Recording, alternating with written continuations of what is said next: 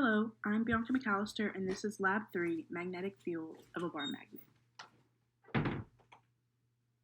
The goal of this lab was to explore the magnetic field created by a bar magnet and to understand that relationship due to the distance dependence of the magnetic field due to the small bar magnet.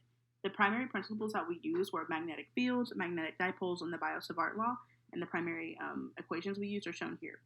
We used the first two equations to help find the distance dependence, and we used the third equation to help find the magnetic dipole moment, mu. After finding the distance dependence, you're able to calculate mu based off of your intercept values. We also used code to determine a magnetic field at a 45-degree angle.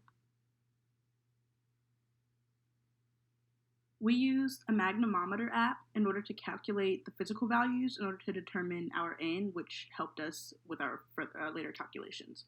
We began with calibrating our phone by aligning our phone with the magnetic north pole, not the true north pole, but the magnetic north pole, and we found the location of the magnetometer by doing a horizontal and vertical setup with the ruler and used tape to determine the exact location on our phone.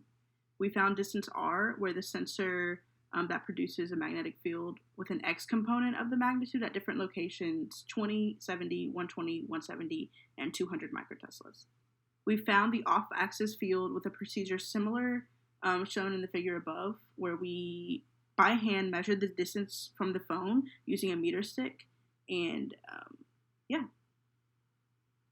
The primary observations I observed when using the magnetometer app was when the magnetometer is far away from the magnet, it neared zero magnetic field in the X direction, and when the magnetometer was closer to the magnet, it was the field increased, the magnetic field increased.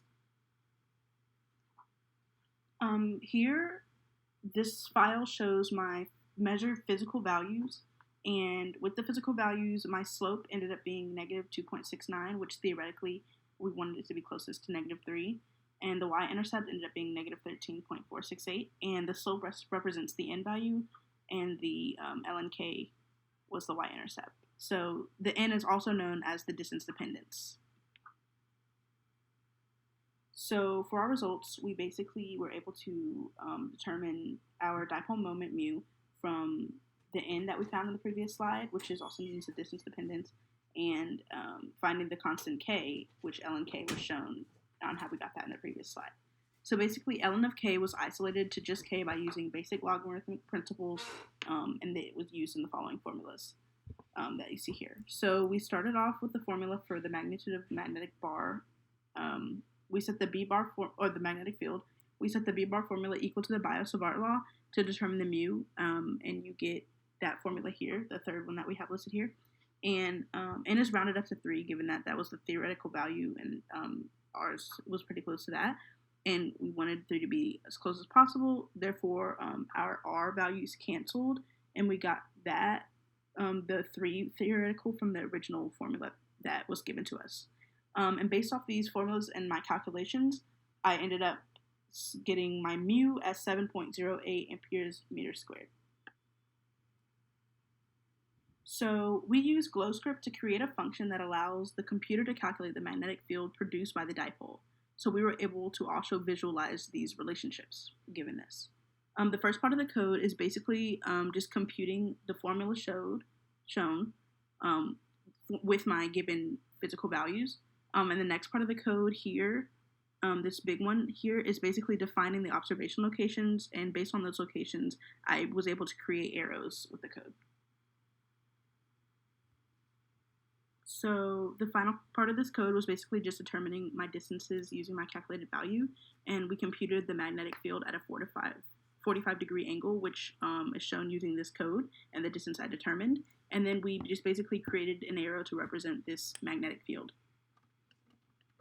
So the final product of the code is shown here using my calculated values. The orange arrows represent magnetic field on axis, the cyan arrows represent the magnetic field perpendicular to the axis, and the magenta arrow represents my magnitude at a 45-degree angle. So basically, the final reflection question is, what if you hadn't oriented your experiment to compensate for the magnetic north and instead laid out your meter stick at some intermediate angle with respect to the Earth magnetic field? I basically said that the graph would have looked about the same, but there would have been differing values for the magnetic magnitude of Bx, and also the experimental and theoretical values would have been more off. What if you were to stick two identical magnets together end to end?